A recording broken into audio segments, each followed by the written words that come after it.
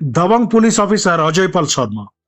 আপনারা সকলেই জানেন ইউপি থেকে আসা নবনিযুক্ত রাজ্য পুলিশের বর্তমান 2026-এর যে বিধানসভা নির্বাচন, সেই নির্বাচনের পুলিশ পর্যবেক্ষক যাকে দায়িত্ব দেওয়া হয়েছে দক্ষিণ 24 পরগনায়। ফলতার ঘটনা আপনারা দেখেছেন। কার্যত তৃণমূল কংগ্রেস তথা তৃণমূলের যারা গুন্ডা বাহিনী বিরোধীদের যেটা বক্তব্য, তাদের ঘুম কেড়ে নিয়েছে আইপিএস দাবাং পুলিশ অফিসার অজয় পাল শর্মা। তাকে আটকানোর এবার মরিয়া চেষ্টা চালাচ্ছে বন্ধুরা তৃণমূল কংগ্রেস।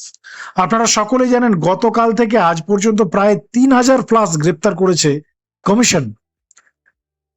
ভোটের একদিন আগে পর্যন্ত এবং ভোটের আগের রাত একাধিক জায়গাতে তল্লাশি, রেড, গ্রেপ্তার, গুন্ডা বাহিনী, মানে যা খবর আমাদের কাছে ইন্টারনাল, তাতে অনেকে রাজ্য ছেড়ে পগার পাড়ার হয়ে গেছে। রাজ্য ছেড়ে পালাচ্ছে এই গুন্ডা বাহিনীরা। তার কারণ একটাই, ইউপির এনকাউন্টার স্পেশালিস্ট অজয় পাল শর্মা। আপনাদের জানিয়ে রাখি, তাকে আটকানোর জন্য কলকাতা হাইকোর্টে মামলা করতে হচ্ছে। চিন্তা করুন অবস্থা। একজন পুলিশ অফিসার, গতকাল তার একটা ভিডিও ভাইরাল হয়, আপনারা সকলেই দেখেছেন। তৃণমূল কংগ্রেসের ক্যান্ডিডেট জাহাঙ্গীর, তার বাড়িতে একটা ভিডিও ফুটেজ আইপিএস অজয় পাল শর্মার ভাইরাল হয়েছে, যেখানে আইপিএস অজয় পাল শর্মাকে বলতে শোনা যাচ্ছে যে জাহাঙ্গীরের বাড়ির লোক যারা শুনছেন তাকে সাবধান করে দেবেন, কোনো ভোটারকে যেন ধমক চমক না দেওয়া হয়, কোনো ভোটারকে যেন থ্রেড না দেওয়া হয়। তার কারণ তার বিরুদ্ধে একাধিক অভিযোগ আসছে। তিনি নাকি ভোটের কার্ড হাইজ্যাক করেছেন, ভোটারদের ধমকি দিচ্ছেন যাতে তারা ভোট দিতে না যায়। এই ধরনের একাধিক এলিগেশনের বিরুদ্ধে তার বাড়িতে গিয়ে সোজা তাকে ওয়ার্নিং দিয়ে এসেছিলেন, আর সেই ভিডিও ভাইরাল হয়েছে। সেই ভিডিও রাতারাতি সারা রাজ্য জুড়ে, মানে রাজ্যর কথা ছেড়ে দিন, সারা দেশ জুড়ে ভাইরাল হয়েছে। এই মুহূর্তে রাজ্য রাজনীতি তোলপাড় ফেলে দিয়েছেন আইপিএস অজয় পাল শর্মা। আর এই আইপিএস অজয় পাল শর্মা এমন একজন আইপিএস দুদে অফিসার, যিনি ইউপির যে গুন্ডারাজ, যে জঙ্গলরাজ, একা হাতে দমন করেছেন। আমরা যে খবর পাচ্ছি, পশ্চিমবঙ্গ থেকেও এই ধরনের ডিমান্ড আসছে যে যদি পালাবদল হয় রাজ্যে, এই আইপিএস যেন পশ্চিমবাংলাতেই থেকে যায়, আইপিএস অজয় পাল শর্মা যেন পশ্চিমবঙ্গেই থেকে যায়। চিন্তা করুন মানুষ তাকে কতটা লাইক করেছে। বাংলার মানুষের বক্তব্য যে বাংলাকে ঠান্ডা করার জন্য এই ধরনের আইপিএস এর দরকার। আর এই আইপিএস এর বিরুদ্ধে তৃণমূল কংগ্রেসের পক্ষ থেকে হাইকোর্টে যাওয়া হচ্ছে তাকে রুখে দেওয়ার জন্য। কি হয়েছে আজকে কলকাতা হাইকোর্টে বন্ধুরা, একটু প্লিজ আজকের এই ভিডিওটা শেষ পর্যন্ত দেখুন।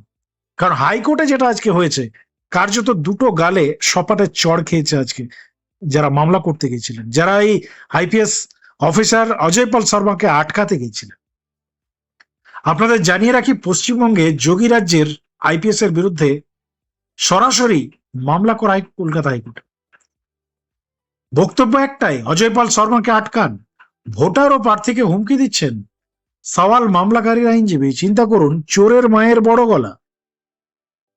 যেটার বিরুদ্ধে তিনি কথা বলছেন, যেটার বিরুদ্ধেই অজয় পাল শর্মা সারা পুরো ফলতা চষে বেরিয়েছেন আজকে সকালবেলা, এই ভোটারদেরকে থ্রেড দেওয়ার বিরুদ্ধে তিনি যারা গুন্ডা বাহিনী তাদেরকে আটকানোর জন্য রেড করছেন, গ্রেপ্তার করছেন, ওয়ার্নিং দিয়ে আসছেন যাতে এই ধরনের ঘটনা না ঘটে, যাতে ভোটাররা সেফ সিকিউর ভাবে তাদের পছন্দ মতো ক্যান্ডিডেটকে ভোট দিতে পারে। তাদের বিরুদ্ধে তিনি লড়াই করছেন, তাকে সেই দায়িত্ব দিয়েছে কমিশন, কমিশনের ইনস্ট্রাকশনে তিনি ডিউটি করছেন। তার বিরুদ্ধে এলিগেশন, কেমন এলিগেশন লাগাচ্ছে যে তিনি নাকি ভোটারদের আটকাচ্ছে, তিনি নাকি ভোটারদের ভয় দেখাচ্ছেন বা থ্রেট দিচ্ছেন। কিন্তু ভিডিও যেটা ভাইরাল হয়েছে সেটা তো মানুষ দেখেছে, মানুষ তো দেখেছে জলের মতো পরিষ্কার কোনটা সত্যি কোনটা মিথ্যা। কিন্তু এখানে মামলাকারী আইনজীবীর বক্তব্য যে অজয় পাল শর্মাকে আটকান, ভোটার ও প্রার্থীকে হুমকি দিচ্ছেন। বন্ধুরা, 29শে এপ্রিল পর্যন্ত মামলায় কলকাতা হাইকোর্ট কোনো হস্তক্ষেপই করল না। যারা নির্বাচনের দায়িত্বে আছেন তাদের আরো কারো বিরুদ্ধে যদি কোনো অবজেকশন থাকে, কলকাতা হাইকোর্ট কারো কাজে কোনো ধরনের হস্তক্ষেপ করবে না, পরিষ্কার জানিয়ে দিলেন হাইকোর্টের মহামান্য বিচারপতি কৃষ্ণ রাওয়াত। মামলা দায়েরের প্রক্রিয়া সম্পূর্ণ না হওয়ায় শুনানিও হয়নি। আর এদিকে এই প্রসঙ্গে তৃণমূল সাংসদ তথা আইনজীবী কল্যাণ বন্দ্যোপাধ্যায়, সকলেই চেনেন আশা করি, তার বক্তব্য যে উনি কিভাবে থ্রেট করছে এলাকায় এলাকায় গিয়ে উনি একজন আইপিএস ভোটারদের প্রভাবিত করছে, ওর বিরুদ্ধে সুপ্রিম কোর্টে মামলা হওয়া উচিত। রণক্ষেত্র ওরা তৈরি করছে। যদিও বিজেপির পক্ষ থেকে বলা হয়েছে যে কল্যাণ বন্দ্যোপাধ্যায় এর আগে ডকুমেন্ট আদালতে পেশ করেন, রাজ্যের হয়ে তৃণমূলের হয়ে যা মামলা করেন সব হেরে যান, মামলা বাতিল হয়ে যায়, খারিজ হয়ে যায়, এবারও তাই হবে। অর্থাৎ বিজেপির বক্তব্য একটাই যে কল্যাণ বন্দ্যোপাধ্যায়ের মামলা করা, আর বুঝতেই পারছেন পরের ভাষাটা আর বললাম না আমরা, বিজেপির পক্ষ থেকে পরিষ্কার বলা হয়েছে যে তিনি হেরো একটা আইনজীবী, তিনি যেখানেই যান হেরে আসেন, তার মামলার কোনো গুরুত্ব আমরা দিচ্ছি না। এদিকে আপনাদের জানিয়ে রাখি, আজকেও ময়দানে যোগীরাজ্যের দবং আইপিএস ফের ফলতায়। যোগী রাজ্যের আইপিএস অফিসারের বিরুদ্ধে আপনারা দেখেছেন তৃণমূল কর্মীরা বিক্ষোভ দেখাচ্ছেন, কিন্তু তিনি মানে দমিয়ে যাওয়ার লোক নন, সেটা পরিষ্কার বোঝা যাচ্ছে। কেন্দ্রীয় বাহিনীকে নিয়ে এলাকায় আজকেও তিনি চষে বেরিয়েছেন।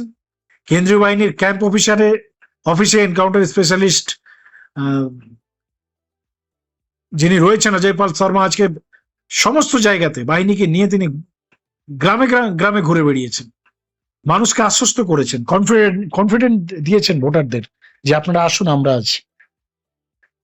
আর যা খবর তাতে 1,300-এর উপরে গ্রেপ্তার, অনেকে আবার পালিয়ে গেছে।